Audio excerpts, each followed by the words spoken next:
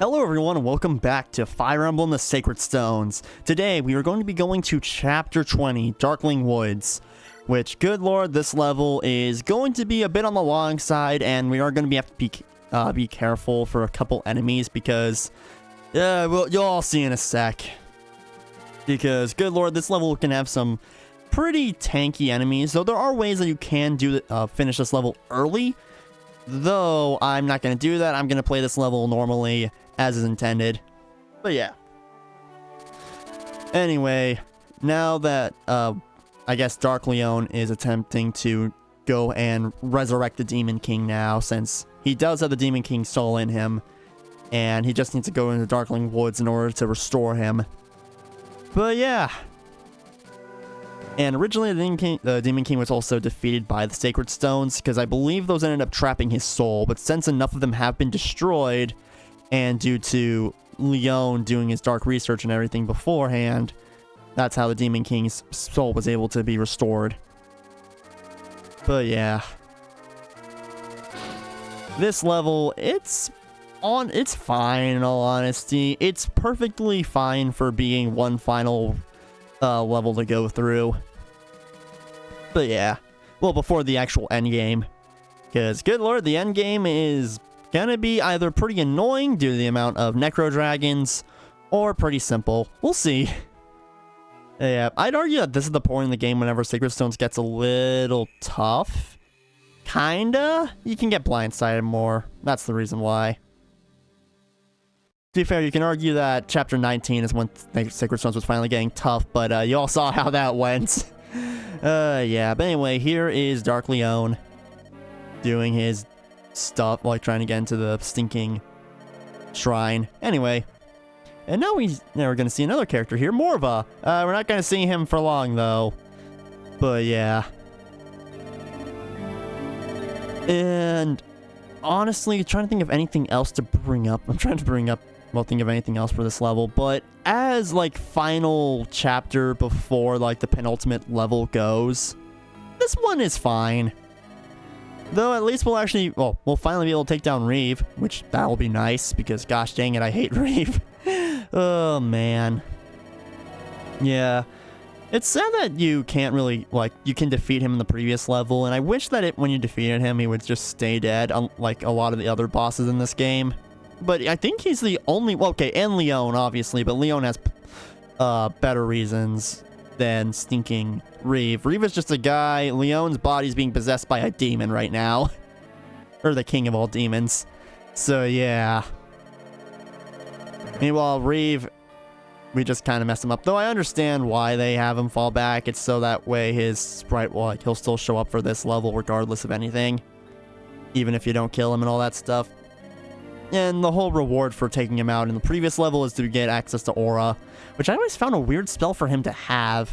I know he's a bishop and everything, but man, I really expected him to use some form of dark magic. I already know that Lyon is meant to be a dark magic boss, but it's just weird having to fight one who uses light magic.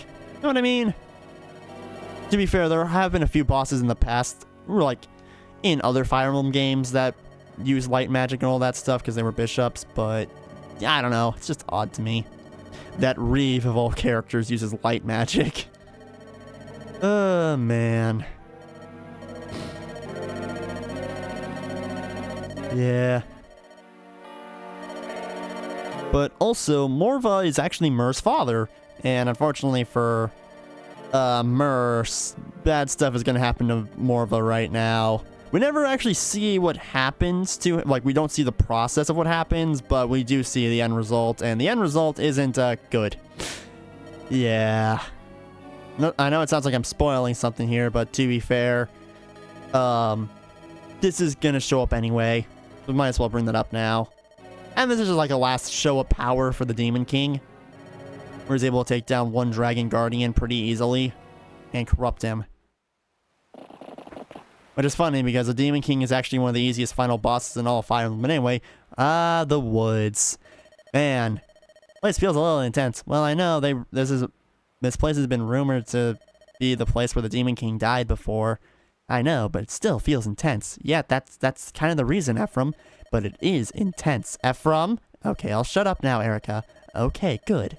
Anyway, alright, now that you're all done with your bickering, we're kind of on the end of the world, right? Well, we're kind of on the verge of the end of the world if we don't stop the Demon King, alright? Yes, Seth. Besides, are you gonna actually be helpful this level and actually help? Like, you're actually gonna help us this level? Of course, there are enough unit slots to warrant it. But yeah.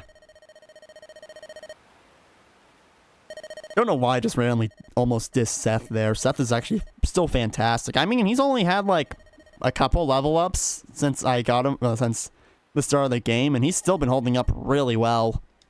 I just love, I don't know why, but I always like Fire Emblem characters that you cannot use them for, you don't have to use them for a little while, but they're still able to keep up. To be fair, Seth is one of the most broken characters in the franchise. He's up there with stinking Sigurd from Genealogy and all that stuff. He might actually be a little bit better than Sigurd, all things considered. And I think he's also better than Path of Radiance Titania. Though I'm honestly not sure, because Titania in Path of Radiance is really good early on, and I think she can hold up pretty well throughout. Trying to think, though I do know that both her and Seth do have their fair share of weaknesses, particularly with Seth whenever it comes to horse killer weapons, because those can be rather annoying to him. Meanwhile, with Titania, it's kind of the same thing, except I think Titania is a little more fragile than Seth. Meanwhile, in Radiant Dawn, I'm trying to even think who even is the Jagan in that game, because that's when Titania kind of lost her status as that in that game, since Titania kind of just, well, since she shows up later on in the game in this case, and she has her, like, she gets EXP the same rate as everyone else and all that stuff. So I kind of say she loses her Jagan status in that game. Oh, right, I forgot Soth is the Jagan of Sinking Radiant Dawn. I forget about that. Anyway.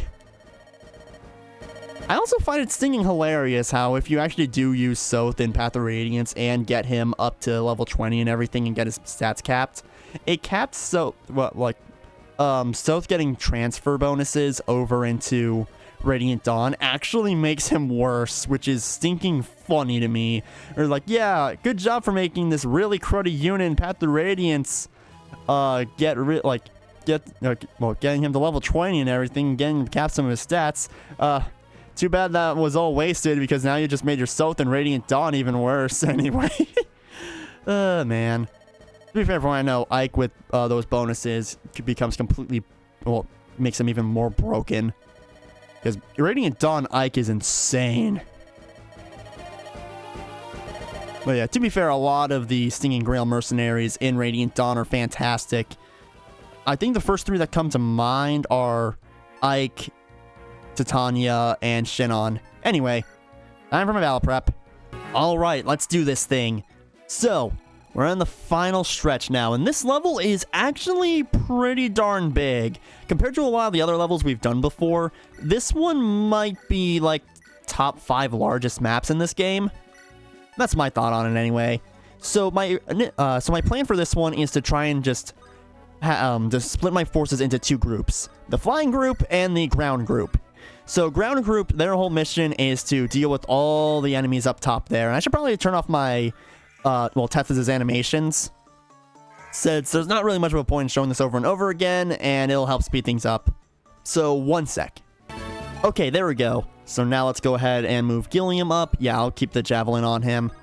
And then start moving everyone else up, because I think this is a level where you have the most units you can use, which is kind of insane, because I think you get a total of like 18 or so, which, good lord, that's a lot to use. But yeah. Okay, so let's move Loot up, and now let's start getting Tana, Sayrene, and Cormac going over here. I'm gonna actually be using Sayrene for this level. Ooh, that's a Lance Reaver. That's not fun, but Cormac should be able to one-shot this guy. Okay, please. Man, I really do hate my luck sometimes. Gosh, dang it, Cormac. Okay, fine. Be that way. Tana? Silverlance? That'll do. That'll do. Nicely done, Tana.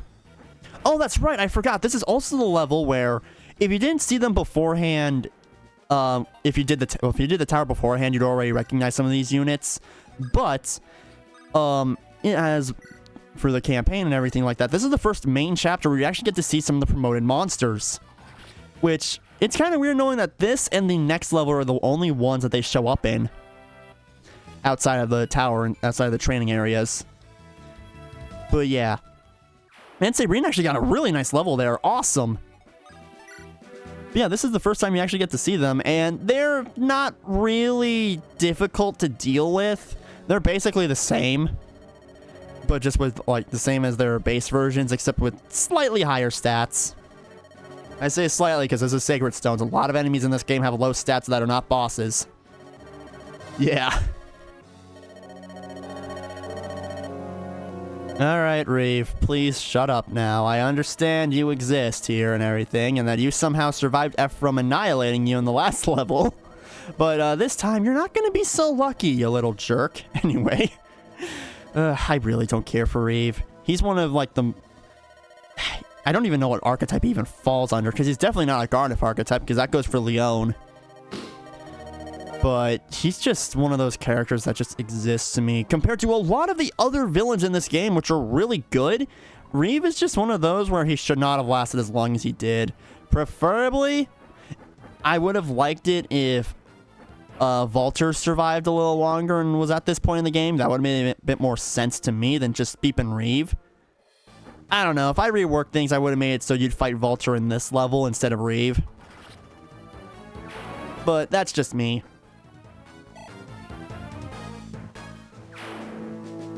And I would have reworked Chapter 15 to the point where you actually fight both Reeve and Kaliak instead of Kaliak and Valter. Like, you know, instead of... I replace Reeve and Valter's positioning. That's what I do. And then again, there are some bits that have to rearrange too if they did change that. So it could be a little messier, but still, for the final step in the game, I feel like Valter died just a little too early, if you know what I mean. Anyway, got a steel sword. Then again, Valter was actually really prevalent throughout because he was always being a nuisance. So taking him out then was probably the smartest idea. Still, though, I prefer so many other villains over Reeve here. Holy dump, man. Like, Selena, she was a good villain, even though we didn't get to see her much on this route. The stuff that she does have during Ephraim's route is good. And... stinking Kaliak was a scumbag. Valter was a scumbag.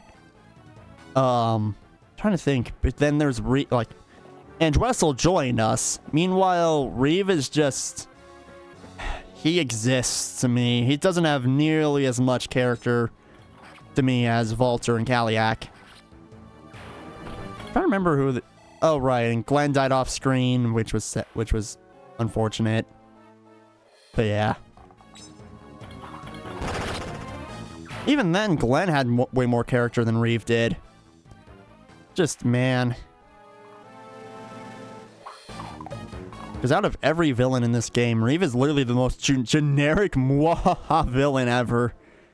And please don't hit. Please don't. Please, please, please don't. Thank you, Gilliam. Yeah, sorry for my little bit of criticism towards this game. It's just... I'm just rambling at this point. Don't get me wrong, I stinging love Sacred Stones. It's one of my favorite games in the franchise. I just like bringing up some other things that they could have probably redone or something like that. I don't know. I just don't like Reeve. Anyway. That's why if the day Sacred Stones ever gets a remake or anything like that, I would like it if they end up like trying to fix Reeve a little bit. Or at least give him a little more screen time and everything just to show his... how much of a scumbag he is, because compared to Kaliak and Valter, well, for what they do in the story compared to what Reeve does, they do a lot more with the time they're given. And yeah, I know Reeve almost destroyed Rouston in the last level, but, well, he didn't stand much of a chance. And that's kind of all he really did? Outside of being a guard, outside of helping here, that's really all he contributed. Except maybe a couple things that I'm missing, but still. All I'm saying is, compared to the actual villains in this game, he's bottom tier for me anyway. Serene, go ahead and use the Silver Lance. Yeah, we're also still fighting some unpromoted enemies in this level too, like some of the mogalls and stuff, because to be fair, if they did spam some of the more, like the promoted mogalls, I would absolutely hate it. Because I really, really don't like them. Hey, we got an antitoxin. Cool. Don't really need it, but that's fine. Anyway, let's start moving everyone up. Eirika, nah, there's no point using the light brand on this guy. Let's just go ahead and equip an iron sword. Joshua, nah, I'm not gonna have him take that one out. I guess we'll just give that one to Gilliam too. I know Gilliam has become like one of my highest leveled units, if not the highest leveled right now. That's because Armor Knights are so stinking useful in this portion of the game due to how many enemies they throw at you. Or in this case, promoted generals can be really helpful during this point in the game. Because I know, once again, people always criticize generals in Fire Emblem, saying they're kind of stink or whatever, but personally, I like them. They're fun. And I do find that they help out a lot in some situations. Do I want to dance for Ephraim? Yeah, we'll do that really quick. Funnily enough, I think Tethys' sprite animation for, like, her little dance, well, her little dance animation is actually, like, the same, like, okay, without the actual, how do I put it? Gosh dang it. Okay, Tethys' little animation that plays out without combat animate, like, the little, like, on-map one that's whenever she does her dance instead of, like, the full-blown one here. It kind of reminds me of, I think, Laylam? I think that's her name? From Binding Blade? It reminds me a bit of her animation. Not bad. Not bad at all, Tana. I wonder if she's close to capping speed. Actually, if I remember correctly, I think Falcon Knight's cap speed at level... sorry. Their speed cap is 28. I could be wrong. It's either 28 or 30. Watch, I'm going to check Tana and find out that it's actually a lot lower than that. But anyway, I just find it fun how Tana's able to double basically anything at this point in the game. Okay, that did nothing. I don't know what I was worried about there. Yeah, prepare to see a lot of Gilliam wrecking crud this level. And Amelia in a sec. Despite weapon triangle disadvantage on Gilliam's part. Oh, hello. Too bad you're fighting Ephraim with an Axe Reaver. Oh, hey, now it's got an even number of uses now. Awesome. Alright, yeah, we're gonna have to deal with a lot of enemies this level. Holy dump, the amount of enemies you have to fight here is insane. Ugh. Because that's one annoying thing about this level. There's gonna be a lot of reinforcements. Particularly from two areas. Which is gonna be the little cave... I'll point it out in a sec. Oh, okay. There's actually 3 portions of reinforcements. Cool. But it's going to be some from this area, from here, and here. Because that spawns in mogalls. Yeah, it's not fun. I've never liked reinforcements in Fire Emblem. That's why, funnily enough, Echoes... That's another reason why Echoes is one of my favorite games in the franchise. Since it doesn't bombard you with reinforcements and crud like that. I mean, you can argue Cantors do bring in reinforcements and echoes and all that stuff.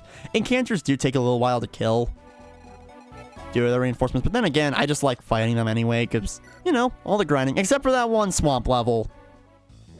Don't really care for that one swamp level in Echoes. Those who play the game, I think y'all know what I'm talking about. Alright, and you might also think, Gabe, what are you doing? Why are you throwing... Uh-oh, I put Serene a little too close there. That's not great. Okay, doesn't have much movement, doesn't have much. Cool, I could just move Cormag over here and have him just keep assassinating all the mogalls. Even though it probably should be Tana instead, since Cormag's res isn't that high. That's okay, though. Yeah, I'm happy I'm already getting Cormag to do some good crud this level. Let's equip the... Yeah, let's just throw the hand axe at him. Cool! Thank you, Gilliam. You're doing good, buddy. Alright, so let's go ahead and move Amelia up to hand axe equipped. Let's go put Ephraim over here. Too bad he can't get into that tree. That's one problem that is one slight annoying problem with horse units is the whole... since at this point you're going to have a lot of horse units and all that stuff, at least a good amount.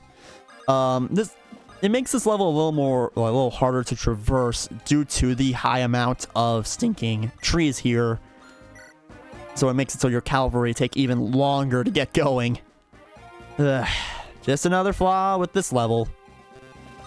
Because for me, this is like the one level in Sacred Stones that goes on for a little too long. Again, due to the reinforcements and stuff. Which is why it's actually kind of tempting to do that little skip. But anyway. Here they come. All those stinking giants. Oh, hello. I love it when they all have 0 hit on Tana. It's always fun. Though I am worried about Sayrene, though. There's a chance she'll get hit by that archer, and that's not good. Oh, hey. You missed. Prepare to die now. Thank you, Sayrene. You are wonderful as usual. Yay, we got a killing edge, too. Awesome. It's always nice to get a spare one of those. Oh, I don't think that he moved. I'll take it. Now, Gilliam is going to do Gilliam things, and oh, he's not going to be able to be in my big mouth. I'm fine with that result, though. Thank you, Gilliam. The less enemies we have to deal with, the better. All right, guy with the poison axe. Thank you for missing that one, but I don't know if Gilliam will be able... Aw, man, he wasn't even able to double that guy. That's okay. Yeah, you're gonna die. Don't know why he attacked Joshua. I think he would rather, like... I don't know, just from my opinion, I think it would have been better if he went for Ephraim or someone. But then again, I think that guy was doomed no matter what. Oh, yay. 1 damage. Hooray. Give it up for 1 measly point. Oh, this'll hurt a little bit, actually. Oh, crud. That actually hit. Dang it. That's a little frustrating. Thankfully, I have my healers. Oh, shoot!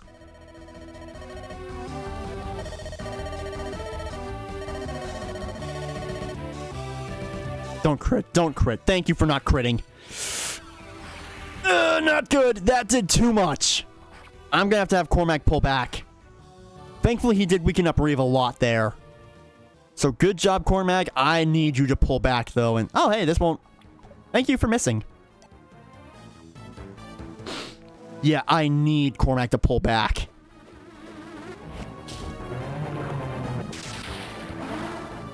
Oh, good. Yeah, Demon Surge is one of those other one of those other weapons that I always think hits. Or that always gives me mass anxiety because it always looks like it hits when it has pretty bad accuracy. Anyway, we're going to have Cormac pull back for now. Have Natasha mend him up. Heal! And thank you. Cormac got a lot of HP back there. Thank you, Natasha. And now we need to make another push forward. Though I need to quickly check these guys because one of them will have a Sword Slayer. And normally these guys, their weakness is swords and all that stuff. But, oh, I think it's this guy. No, he's got a Tomahawk. Which is the... Okay, I guess the guy with the Sword Slayer hasn't spawned in yet. If so, I am fine with that. Because I hate that guy. Oh, it might actually be one of the Minotaurs. Or Centaurs. I don't know how it's pronounced. I don't know. Whatever they're called. Anyway. You know what? That's okay because he got more defense. And his weapon level increased too. That's good. And he got a Vulnerary as well. Things just keep happening. Alright, so let's go have... It is so tempting because I know Joshua would be able to cut all of them down with Stinging Alhuma. But I want to save it for next level because next level is going to be pretty rough. That and Joshua's crit rate is pretty reliable, so he'll be able to deal with this guy pretty easily. And Eirika should be able to do a lot of damage to that next guy, like to one of the other ones. I don't know if she'll do enough, but we'll see. Oh, wait, the Light Brand really does a lot of damage here. Thank you, Eirika. Please don't get hit. Thank you. Yeah, I should also mention, this isn't my first time attempting to record this level. I did do another attempt earlier, but unfortunately, the guy with the Sword Slayer that I mentioned before took me by surprise. Which, that was a little frustrating, not gonna lie. Okay, let's move Seth up as well. Let's equip the silver sword because we're gonna need that. And continue moving everyone else up because, man. Also, Colm will actually be pretty helpful for this section too, just because he's got really good evasion. And on top of that, if there is a chance he'll be able to proc his stinking what's-its-face. Why am I forgetting it? Silencer, which is an instant kill move. So if he's able to proc that, that'll be fantastic. Alright, so Myrrh, go Burr. Burr. I love Myrrh's animation. And actually, I really love her dragon form. Looks really cool. Compared to, don't get me wrong, I do like some of the other dragon forms. Though I think, normal Tiki, young Tiki's dragon form is just kind of whatever to me. But I do really like, how the stinking, dragon forms look in Awakening. I also really like, Faye's dragon form just because it's really adorable. It's just really roly-poly-like and all that. Thank you for missing. And then we don't actually get to see much of Ninian and Nil's dragon forms, but Ninian's looks really cool to me. To be fair though, Ninian is my favorite dancer in the series. All right, nicely done, Sayreen. Which it would probably be Dorothea if that was her full-on canon class, which, well, to be fair, Dorothea as a dancer is also fantastic. Wait, are you telling me Gilliam can't double these guys? Really? How fast are they? It might be their constitution. That might be the case. And hey, Gilliam leveled up. He's got something good, buddy. Not like he needs it. Holy crud, he's got so much defense right now. Oh, yay, these guys do absolutely nothing. I do think Myrrh's main weakness, though, is her lack of resistance. Because I think enemies with high res are able to rip her apart. Not high res, sorry. With magical attacks are able to rip her apart, though I could be wrong.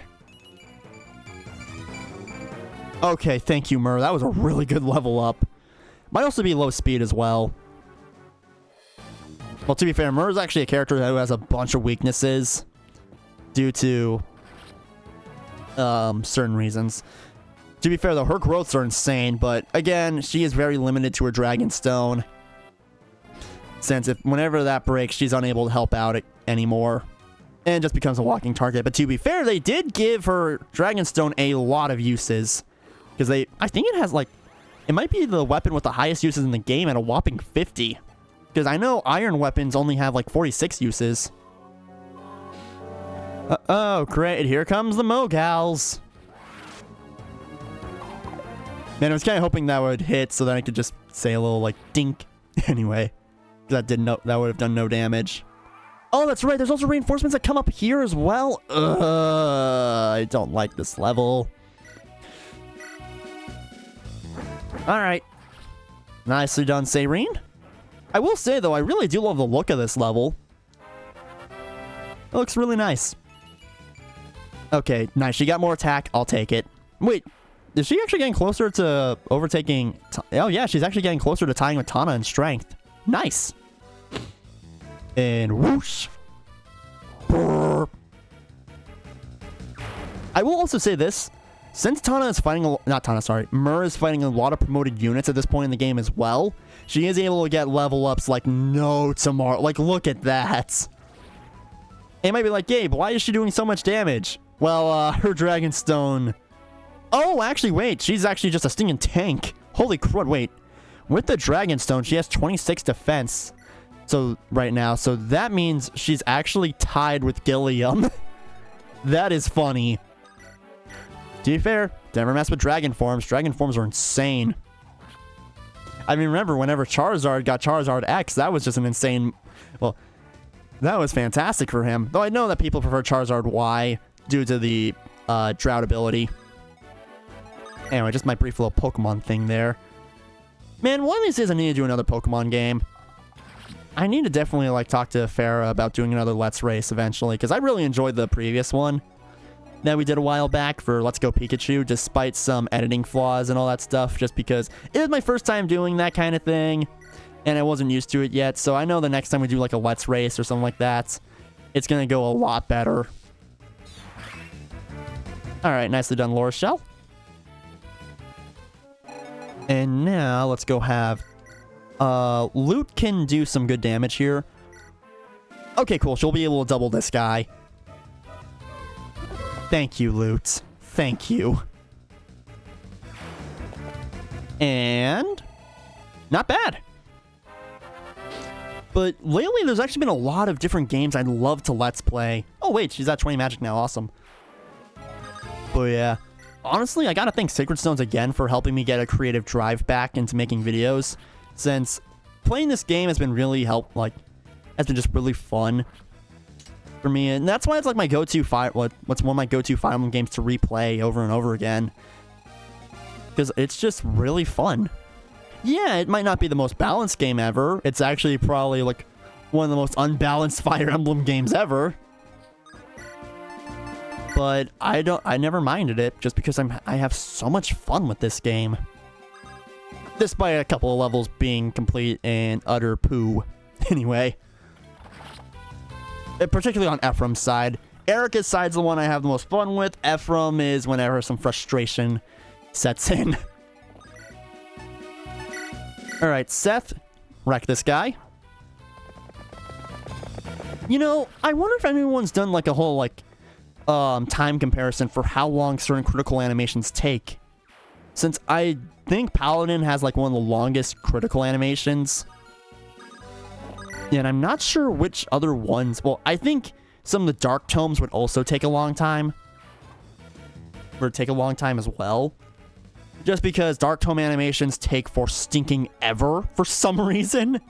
I don't know why, because I think in FE7 they were actually a lot faster than in Sacred Stones and Binding Blade. Because in Binding Blade, it feels like whenever your opponent uses a standard Flux Tome, it takes for stinking ever.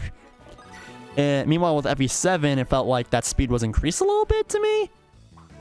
If anything, just like to make it more tolerable. And then FE8, the Flux Tome takes, again, a little too long. I wonder if anyone's done like a side-by-side comparison of that. Sounds like fun to me. If not, that is a fun idea. Alright, so now let's go ahead and... You know what? We're going to move Laura Shell. Should I? Yeah. We're going to see what happens. Because Ephraim... Okay, cool. Ephraim will be able to block this guy off from attacking Laura Shell. Because I know Laura Shell doesn't have the best defense right now. And if she gets hit by one of these guys, it would not be fun. Though I think these guys have pretty bad skill, so so she would probably be able to avoid it. Thank you. Thank you, Laura Shell. She got more magic. That is really appreciated. And yep, Axe Reaver is still equipped. And let's go ahead. Ugh, it's so tempting to just continue wailing on him, but that critical rate is insane. I know Aura is like really powerful, but jeez. On the bright side, though, we did make it so Reeve is actually less of a problem for this level, since we did steer him away from the main group, or from the main group of enemies. Alright, Eirika was able to take down that guy, and we got another antitoxin, not like we need it.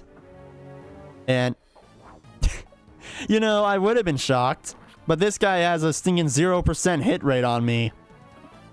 One of these days I'll get hit by a 0%. One of these days. It'll most likely be Radiant Dawn. Uh-oh, that's a shadow shot. I'm actually really excited for whenever I do Path of Radiance and Radiant Dawn. Well, not so much Radiant Dawn, because that Let's Play would take for stinking ever.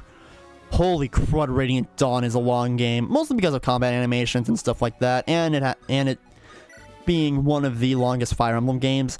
Though...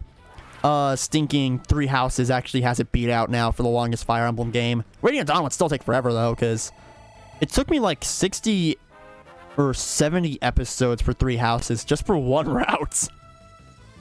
Which is why I'm going to hold off on doing the other routes for a while, just because Black Eagles is the one I love the most. Yeah, I'm one of them, but anyway. Yeah, Black Eagles is a route I love the most. So... that's why I'm rather hesitant to do the other routes, because don't get me wrong, I enjoyed Blue Lions, but for Silver Snow and stinking Verdant Wind, Don't get me wrong, I like Claude and all that. He's a cool character, but man, some stuff. Those routes are literally like the same thing aside from story in some cases for which characters show up for cutscenes, but aside from that, they're basically the same outside of final bosses.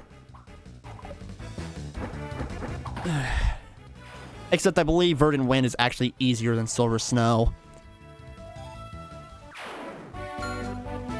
Probably, I don't know actually, but well, I know that for Verdant Wind, you still get to keep your lord and everything. You still get Claude and all that stuff, and you get access to a lot of the other units and all that stuff. Meanwhile, with Silver Snow, you don't get access to a lord at all. But yeah, but hey, you get to use Hilda, I guess. Oh hey, Eirika and Ephraim can support. I'm gonna hold off on that for now though. Because Eirika, yeah, she's only at C rank with Seth. Dang. Well, so much for that. Equip that. Alright, we're getting to the point where this level gets pretty crud anyway. I say crud, but what I mean to say is annoying. Yeah. Since we're gonna have to deal with a lot more enemies now. And we're gonna keep... Man, I kind of wish I got Natasha just a little bit closer, because she does have access to the Slayer skill, which allows her to do double damage to all these monster units, so she would actually be able to rip them a new one. And Nimi leveled up. So, what'll you get, Nimi? That was really darn good. Nicely done. And this one's going to attack Amelia. Ah, really? Hit this one? Thank you.